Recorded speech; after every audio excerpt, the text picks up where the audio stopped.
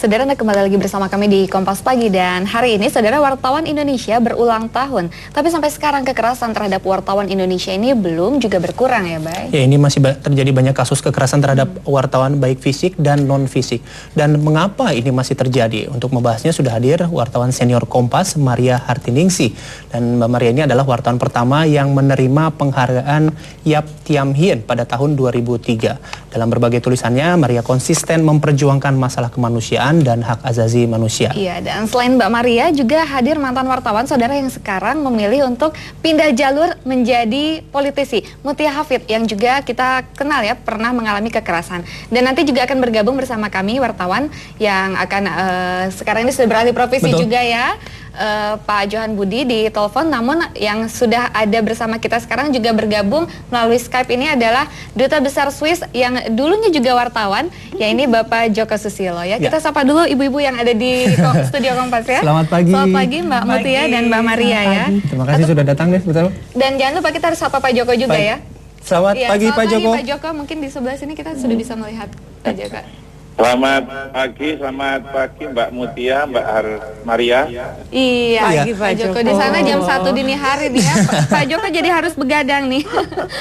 Iya, kita jam 1 malam ini. Jam 1 malam ya Pak ya. Iya nih, jadi kita sama-sama berlima di sini nih. Kita juga harus menyapa dulu Pak Johan. Sudah tersambung di telepon? Selamat pagi Pak Johan. Nampaknya Pak Johan masih belum terhubung ya. Kita akan tanya dulu nih sama Mbak Maria. Mbak, kita pengen tahu nih, tadi sempat disinggung di awal, Hari Pers sudah ke-27 ya Mbak ya tahun ini, tapi kekerasan demi kekerasan terhadap jurnalis itu masih terjadi. Nah, pandangan Mbak Maria mengenai hal ini bagaimana Mbak? Saya kira ini ya, semakin kesini memang ancamannya semakin besar dibandingkan dulu juga seperti itu, tetapi waktu zaman Orde Baru itu kan ya kita lihat ada beberapa kasus ya, misalnya Udin itu kan terjadi pada zaman itu. Tapi sekarang sebenarnya menjadi lebih berisiko karena kasus-kasus segala macam ya, kasus korupsi, kasus pencemaran lingkungan, pokoknya hal-hal yang terkait sama lingkungan, hal-hal yang terkait dengan kepentingan publik itu seluruhnya akan mengancam mengancam wartawan yang sedang melakukan investigasi. Baik, nah kalau misalnya ke Mbak Mutia sendiri melihatnya sepakat dengan yang disebutkan Mbak Maria, apakah sekarang kan sudah berbeda jalur nih dari sisi pandang? Mungkin bisa berbagi pengalaman Mbak Mutia gimana Mbak?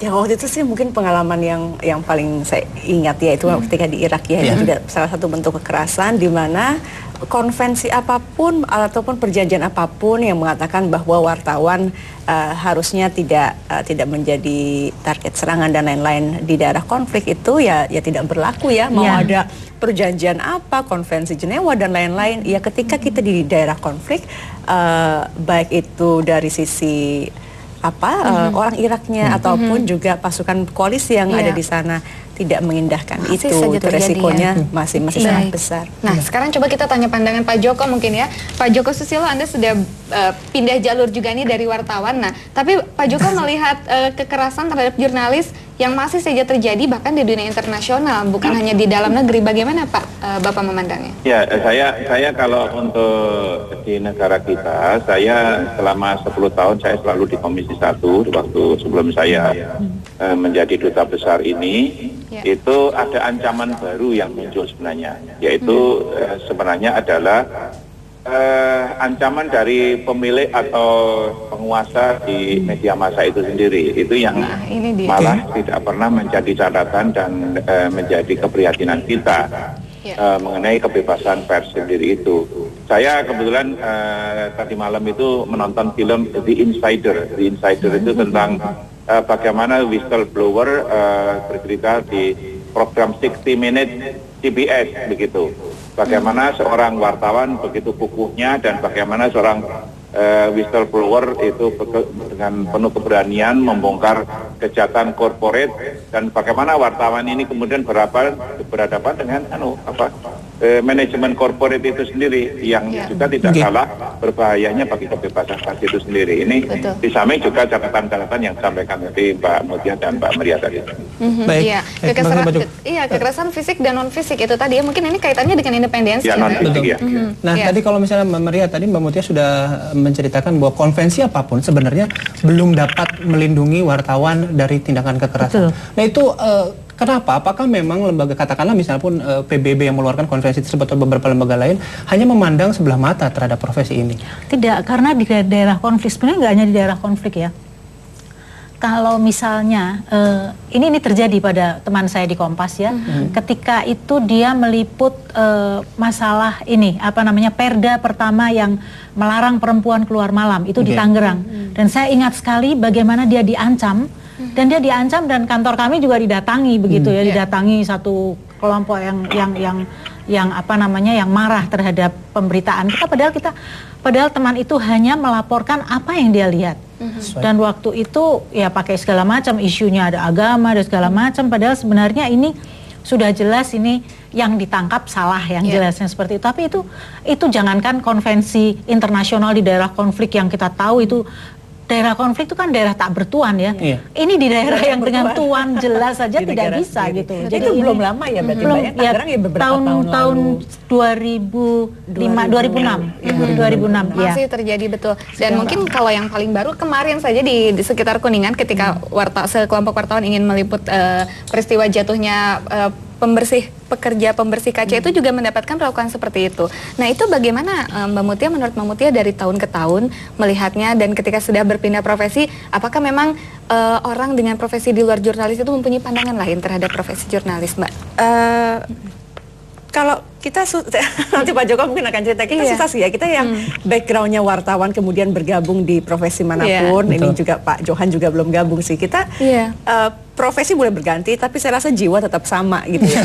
Jadi akhirnya mungkin pertanyaan itu akan sulit saya jawab, karena saya tidak juga merasa ketika saya masuk ke politik saya orang luar dari media, saya tetap merasa bagian dari itu gitu. Tapi artinya mungkin saya bisa ya ada tentu yang saya lihat juga catatan yang ini otokritik juga untuk kita media Mbak ya, bahwa memang mungkin media saat ini media dulu gitu saya melihatnya lebih memegang kode etik jurnalistik dengan lebih baik daripada sekarang. Sehingga akhirnya juga ada reaksi dalam bentuk kemarahan dan lain mungkin dari masyarakat begitu. Walaupun tetap itu tidak membenarkan kekerasan yang terjadi terhadap wartawan. Kita tanya ke Pak Joko. Tadi ini statementnya Mbak Mutia. Pak Joko, dengan statementnya Mbak Mutia, mungkin pada zaman dulu bahwa wartawan masih memegang kode etik jurnalistik secara elegan gitu, dan sekarang mungkin sudah agak melebar, longgar.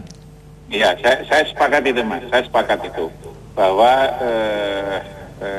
kepatuhan kepada kode etik dan bahkan juga usaha-usaha bahkan dari organisasi pers maupun perusahaan pers sendiri untuk memberikan pendidikan kepada wartawannya mengenai pengetahuan kode etik dan sebagainya itu menurut saya semakin kurang. Saya mengamati selama 10 tahun terakhir lah kira-kira begitu. Saya melihat bahwa itu makin buruk. Jadi memang ada dua hal yang menurut saya harus kita selesaikan di sini. Di satu sisi juga pelanggaran atau tingkat kekerasan atau tindak hal-hal yang melanggar hukum terhadap profesi wartawan makin meningkat. Tetapi di lain pihak juga teman-teman wartawan ini juga makin tidak komited gitu terhadap kode etik dengan pengecualian beberapa lembaga pers atau beberapa wartawan aja gitu. Ini sangat-sangat menyedihkan. Jadi memang harus menjadi persoalan teman-teman di Dewan Pers dan organisasi pers yang lain gitu. Dan kalau mau kritik ya saya kira PBI termasuk yang saya kira peranannya semakin tidak jelas dalam usaha melakukan pengembangan dan nanti Pak Joko mungkin akan berbagi kira-kira seperti apa nih yang Pak Joko temukan ya sekarang setelah tidak jadi wartawan. Mbak Mutia juga nanti berbagi sekali. Saya masih wartawan loh, Mbak. Iya. Masih wartawan katanya. Oke Pak Joko, kita akan jeda sejenak, jadi saudara Anda jangan kemana-mana, tetaplah bersama kami di Kompas Pagi.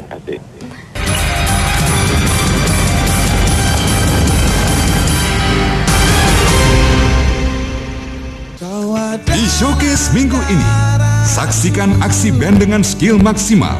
Andra and the Backbone bersama Audio Jet. Konspirasi.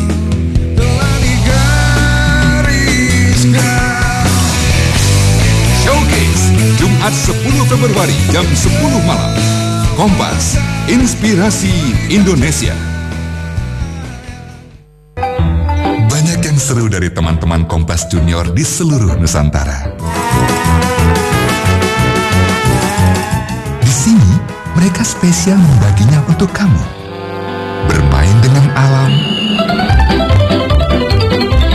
dan banyak kegiatan lain mereka yang sangat menyenangkan.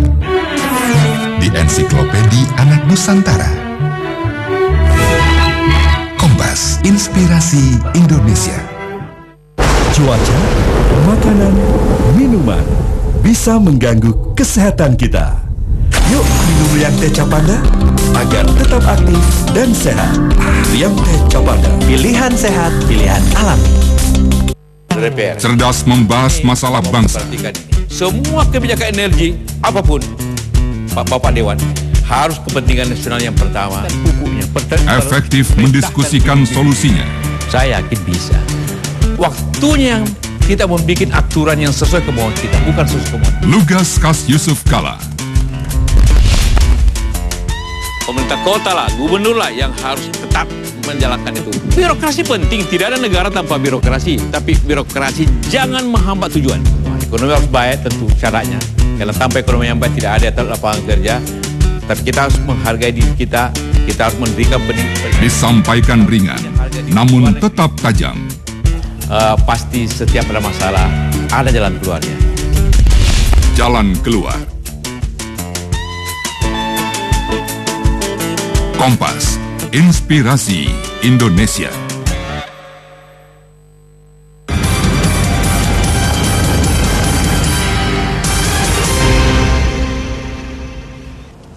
Ya, Anda masih bersama kami di Kompas Pagi dan kami akan melanjutkan perbincangan seputar peringatan Hari Pers ya. Yang ke-27 masih bersama Mbak Maria, Mbak Mutia, dan Pak Joko Susilo di ya, sebelah kiri kita yang jauh lagi di sini.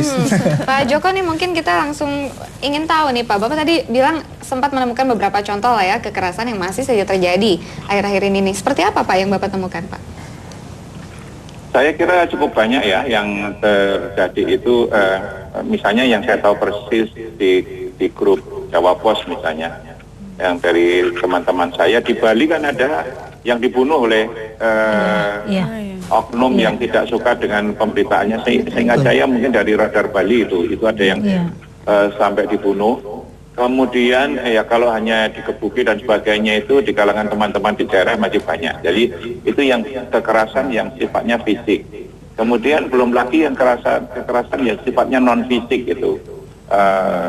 Itu cukup banyak, walaupun saya mungkin sudah hampir 2 tahun di Swiss, tapi teman-teman masih sering menukar informasi dan pengalaman. Ini berarti apa? Di daerah itu dan juga mungkin sebagian juga di Jakarta, bahwa perlindungan terhadap teman-teman yang berprofesi pers ini belum maksimal, dan ini menjadi catatan sendiri juga bagi kita semua begitu. Iya. Nah, Mbak Maria, apakah Mbak Maria pernah nggak Mbak mengalami kekerasan fisik atau non fisik itu selama menjalankan profesi Mbak? Kalau kekerasan fisik jelas gitu, nggak ancaman, iya. Misalnya, tapi ini udah lama sekali ya. Ini juga ketika kami pergi keluar itu, saya bersama Mbak Mirna ya waktu itu, kami masuk daerah konflik itu Kashmir ya, yang tidak pernah boleh orang masuk tuh. Dan sebenarnya kita tidak mendapat izin, tapi kita masuk karena kita kan wartawan kan kadang-kadang nggak perlu ada izin ya untuk dapat berita. Iya. Terus masuk situ dan kami bisa masuk tidak bisa keluar. Tapi di situ itu yang namanya ancaman, dan yang agak mengerikan adalah sekali lagi karena kami bandel ya. Itu Mbak Mirna itu menyembunyikan bendera itu Kashmir itu yang waktu itu. Mungkin saya juga waktu itu, tapi dia taruh di mana saya nggak tahu itu. Tapi ya itu ancamannya itu ancaman apa ya, ancaman. Saya waktu itu kalau itu ketahuan saya nggak pernah ngebayangin apa yang akan terjadi. Tapi waktu itu kita lolos. Tapi sepanjang jalan dari Srinagar ke Delhi itu kan 900 kilo, itu kan kita lewat darat.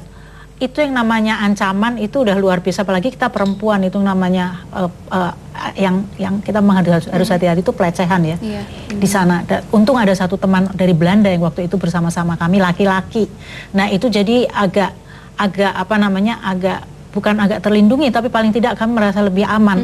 Tapi ancaman itu terus-menerus sampai New Delhi, dan kadang-kadang tidak hanya di daerah konflik ya, kalau yang seperti itu di setiap tempat yang misalnya terjadi gejolak sosial aja ya, itu pasti ada itu ya, pasti Mbak, ya? kita Ini juga berkaitan mungkin Mbak Maria ini kan loh ya, masih Mbak Maria ini konsisten menulis ya mengenai kekerasan. Itu ada hubungannya juga nggak sih Mbak dengan semangat yang ingin Mbak tularkan bahwa stop kekerasan gitu Mbak? Oh iya, kekerasan itu kan saya kira kekerasan mulai menjadi topik itu sesudah tahun reformasi itu ya.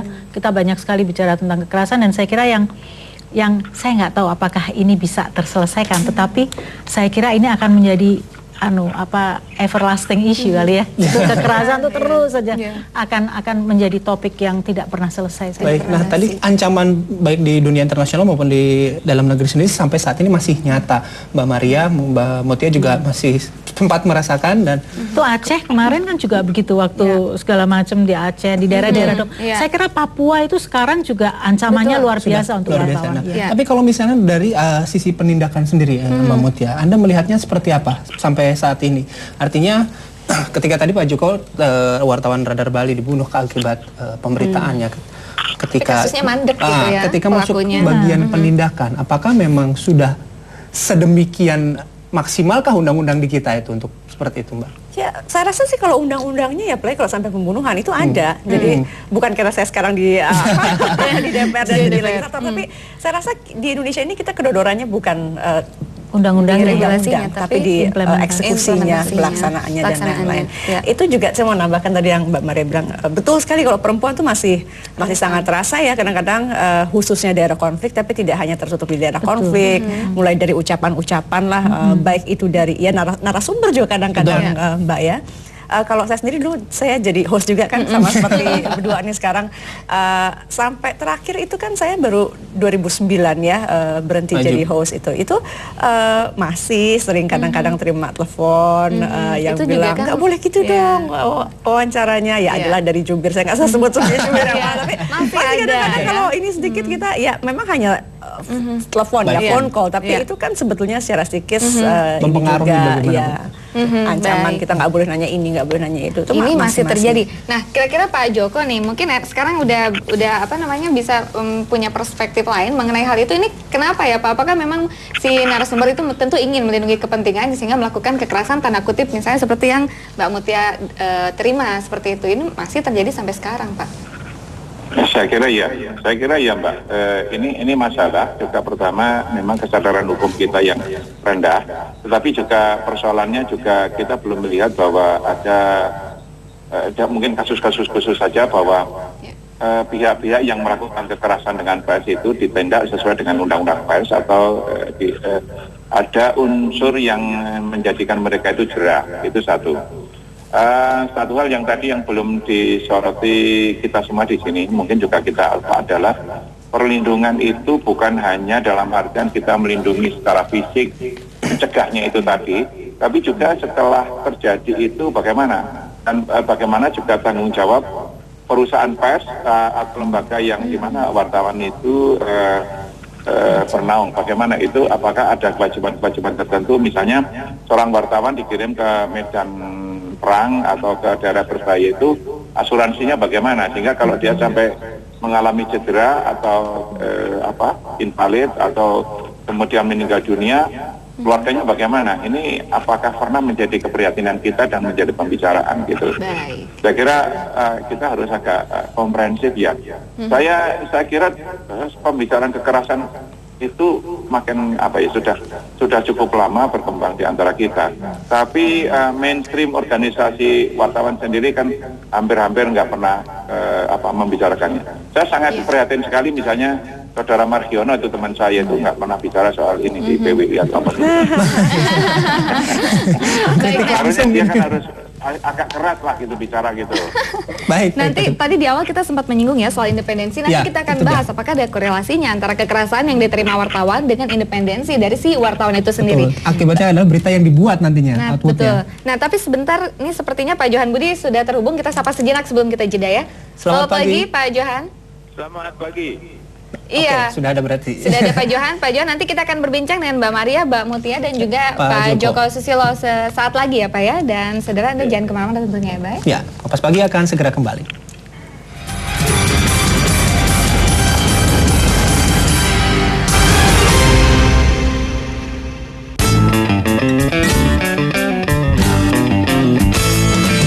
Di sini, selebrita tulus berbagi cerita. Mengajak Anda semua untuk menatap dengan mata, berbincang dengan hati. Saat orang menghina kamu, orang kampung lo bisa apa? Tunjukkan bahwa kamu mampu. Di sini, Budiarto Sambasi cerdas menyebar inspirasi dari membahas isu aktual, juga tentang anak bangsa dengan prestasi yang membanggakan. Di sini, Panji mengulik bintang tamunya dari berbagai sisi dengan gaya khasnya yang cerdas dan santai. Ini bebe apa ini? Udah 8 tahun udah pakai ini ya. Dan di sini, segala masalah, Yusuf Kala siap menawarkan jalan keluar. Jadi tidak sulit benar ini sebenarnya swasembada. Percaya bangsa ini, percaya diri sendiri. Temui makna dan gali inspirasi di tiap perbincangan. Kompas, Inspirasi Indonesia. Bicara soal New Star tidak hanya sekitar selebriti. Di sini yang namanya New Star bisa tentang film baru, musik baru, konser, pertunjukan seni dan juga budaya. Kami berikan informasi dan referensi dunia showbiz lengkap untuk Anda. Bersama saya Arjuna Tali, saksikan New Star menjadi Kompas, Inspirasi Indonesia.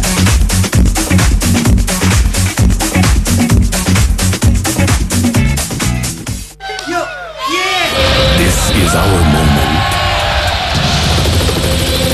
Feel the clarity of the spirit that lifts you up. The detail of their skill that hypnotizes you. In one perfect moment, you don't want to miss. Viera takes you to the excitement of the game in 3D. Panasonic, ideas for life.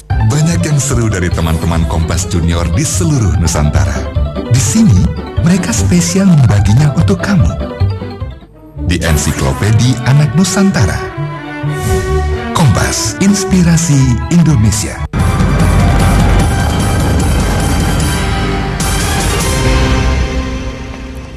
Saudara, kita lanjutkan perbincangan mengenai bagaimana kekerasan dan juga independensi suatu profesi yang jurnalis ya tentunya dalam hal ini. Kita akan langsung bertanya nih kepada Pak Johan Budi yang tersambung di ujung telepon. Pak Johan, selamat pagi lagi Pak. Iya, Pak, dulu Anda wartawan, sekarang juru bicara KPK nih. Nah, kira-kira Anda selama menjalankan profesi sebagai juru bicara KPK ini melihat nggak sih ada keberpihakan dari jurnalis atau wartawan media tertentu terhadap pihak tertentu gitu, apalagi di KPK nih? Betul. Saya kira tidak ada media yang tidak berpihak ya. Cuman pertanyaannya sejauh mana keberpihakan media itu dan kepada siapa gitu kan.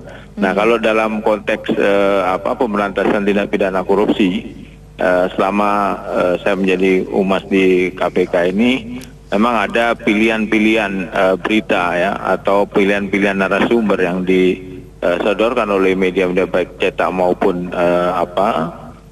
televisi, itu tentu punya keterpihakan redaksional ya. Tapi keterpihakan itu kepada siapa, itu yang jadi persoalan ya. Saya kira di era reformasi begitu terbuka dan informasi begitu mudah didapat dan begitu bebas, itu semakin mengembangkan atau semakin memperbesar keterpihakan dari masing-masing media kepada satu kasus tertentu ya. Jadi memilih judul misalnya atau mengangkat topik itu, saya kira itu sudah bisa. Saya kira masyarakat sekarang sudah semakin cerdas ya, dan pasti mengetahui bahwa media X ini lebih condong untuk membela si A misalnya, atau media Y ini akan membela si X misalnya, dan ini nih kelihatan benar ya ada keterpihakan di masing-masing. Nah, kalau media. mengenai KPK sendiri gimana Pak Johan? Apakah pemberitaan media selama ini terhadap KPK gimana Pak kalau menurut Bapak?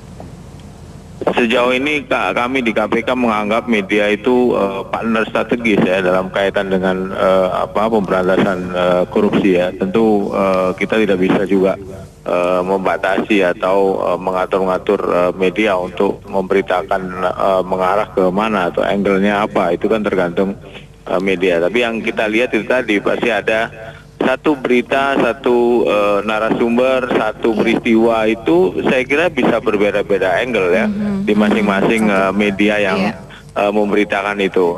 Tergantung dari itu sama, tadi. Tapi sudut pandang media yang berbeda. Betul. Nah, Mbak Maria nih, kalau misalnya kita bicara soal independensi dari media sendiri, tadi kalau misalnya Mbak Mutia Hafid sudah bilang bahwa, dan Pak Joko juga sepakat bahwa kode etik itu semakin luntur dari tahun ke tahun. Apakah independensi berlaku berbanding lurus, Mbak, hingga saat ini? Terutama dikaitkan dengan kepemilikan itu tadi ya, pemilik si media itu tadi seperti Pak Joko ungkapkan. Iya, saya kira kalau independensi itu pertanyaannya itu sebenarnya independen terhadap apa ya? Karena kalau misalnya kita nggak bisa independen terhadap kepentingan publik loh, karena kan fungsi pers kan itu ya. Kita independen untuk tidak sebenarnya bukan independen, tapi bagaimana kita bekerja secara benar. Journalistically ya, jadi kerja jurnalistik yang benar, dia akan independen begitu. Bagaimana pengaruh si pemilik media itu sendiri seperti Pak Joko ungkapkan yang kadang itu tidak terlihat, jadi kekerasan non fisik tanda kutip yang kemudian memaksa tanda kutip lagi si wartawan untuk menulis sesuai dengan keinginan si pemilik. Saya tidak yakin karena saya tidak punya pengalaman itu ya. Jadi saya tidak punya pengalaman itu, dan bahkan kalau di tempat kami tuh kayaknya nggak bisa loh begitu. Artinya walaupun ada pemiliknya dan setiap saat beliau bicara di depan redaktur begitu ya, tetapi saya pikir itu semuanya hanya masukan dan bisa kadang-kadang juga tidak dijalankan, dan beberapa kali juga bisa jadi tidak seperti yang beliau mau begitu. Kalau Mbak Mutia gimana melihatnya nih, Mbak? Sama aja deh sama Mbak Maria. Saya juga tidak pernah mengalami sendiri ya kekerasan dalam bentuk seperti itu gitu. Saya juga di media yang dulu dalam gimana tuh, Mbak? Enggak sih, enggak. Tentu namanya arahan itu ada ya, tapi lagi-lagi terserah wartawannya juga. Jadi tidak pernah kemudian ada kasus, saya nggak tahu ya, saya tidak mengalami. Teman-teman saya juga di media dulu saya bergabung tidak pernah ada yang mendapat teguran atau apapun itu gitu setahu saya. Kemudian saya sepakat juga dengan Mbak Maria bahwa ya pers itu ya berpihak. Saya bilang pers itu independen, tapi keberpihakan itu ada kepada kepentingan rakyat seharusnya. Nah, kita tanya dulu ke Pak Joko. Pak Joko tadi sudah membahas sedikit kita soal independensi. Nah, Pak Joko sendiri apakah memang dulu punya pengalaman ketika ingin menulis berita atau melaporkan sesuatu, tapi memang diarahkan untuk membela, ada tekanan atau membela pihak-pihak tertentu atau gimana, Pak? Kebetulan kalau pribadi saya tidak banyak, karena saya ini hampir 2/3 masa aktif saya sebagai wartawan itu di luar negeri, di Washington dan di Inggris. Kalaupun pernah juga 1-2 kali ditelepon Korem juga pernah juga di Surabaya. Begini, pengalaman teman-teman kebetulan Jakarta ya. Jakarta itu sebenarnya lebih bebas atau lebih independen daripada kalau kami orang yang dari non Jakarta kayak Surabaya, Semarang, Jogja dan sebagainya. Gambaran yang tadi sampaikan Mbak Maria dan Mbak Mutia itu saya kira minoritas itu hanya 10% teman-teman wartawan di Jakarta. Tapi kalau yang di luar Jakarta saya kira 90% sulit sekali melepaskan diri dari intervensi, bukan hanya dari pemerintah tempat, misalnya pemerintah provinsi, pemerintah kota, pemerintah kabupaten dan sebagainya, tetapi juga dari pemilik, owner, pemegang saham dan sebagainya. Itu saya kira akan sangat terasa, dan itu faktanya begitu. Bahkan saya melihat bahwa beberapa wartawan itu enjoy, itu yang saya sesalkan gitu loh. Kalau mereka Jadi misalnya merasa kalau dibawa-bawa gubernur kemana terus atau bupati itu kayak wah merasa inner circle-nya loh.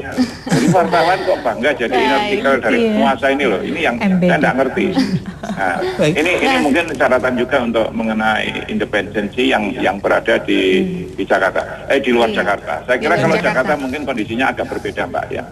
Nah sekarang coba kita akan tanya nih pendapatnya Pak Johan Budi mengenai hal ini nih Pak Johan, independensi yang berkaitan dengan bagaimana wartawan kemudian menuangkan apa berita yang ingin ia tulis atau ia tayangkan, tapi ada kaitannya dengan keinginan si pemilik modal begitu ya? Iya, saya kira sekarang media adalah sarana yang paling ampuh ya untuk dijadikan quote-unquote sebuah kendaraan bagi pemilik modal ya, entah arahnya kemana ya dalam kaitan dengan penggunaan kendaraan itu. Tapi menurut saya ada 3 hal ya. Yang pertama, independensi itu depend on pemilik modal. Yang kedua, independensi itu juga bisa tergantung kepada si jurnalis itu sendiri. Bisa jadi jurnalis itu sendiri juga punya interest ya dalam sebuah jalinan berita gitu ya. Dan yang ketiga tentu independensi itu bisa tergantung juga kepada publik. Bagaimanapun juga media itu sebuah industri ya yang perlu juga hidup ya, perlu juga mengongkosi industri itu agar bisa berkembang ya. Tentu tidak masuk akal kalau media tidak mencari iklan gitu ya. Dan ini yang bisa mempengaruhi juga sebuah independensi. Semua media berpihak, cuman itu tadi yang saya sampaikan, berpihak pada siapa, berpihak kemana, dan dipengaruhi oleh siapa keberpihakan itu. Pasti semua ada di dunia, semua media pasti ada keberpihakannya. Pak Johan berarti sepakat kemarin beberapa hari yang lalu Pak SBY memang menyebutkan bahwa politisi dilarang memiliki media. Ya, tadi saya bilang media sebuah industri yang menarik ya. Sekarang berbondong-bondong saya lihat pemilik media itu terjun ke politik, sebaliknya juga pemilik media atau sebaliknya politikus atau politisi juga berbondong-bondong untuk membuat media gitu. Jadi ada 2 hal dari media, pemilik media itu masuk ke arena politik, sebaliknya politisi juga masuk ke media, karena memang benar-benar media ini sangat dahsyat ya. Bisa mempengaruhi masyarakat sampai ke tulang sumsum ya. Bagaimanapun pengaruh jurnalis dan pengaruh media itu seperti Pak Johan ungkapkannya memang mempengaruhi kehidupan masyarakat. Mbak Maria dan Mutia juga tentu sepakat, dan mungkin singkat saja harapannya sedikit saja Mbak, bagaimana nih perkembangan pers Indonesia ke depannya sedikit saja. Coba dulu. Kita punya 4 pilar, ya ada eksekutif, yudikatif, legislatif dan juga media. Di antara 4 pilar ini sudah ada surveinya bahwa yang masih dipercaya masyarakat adalah media.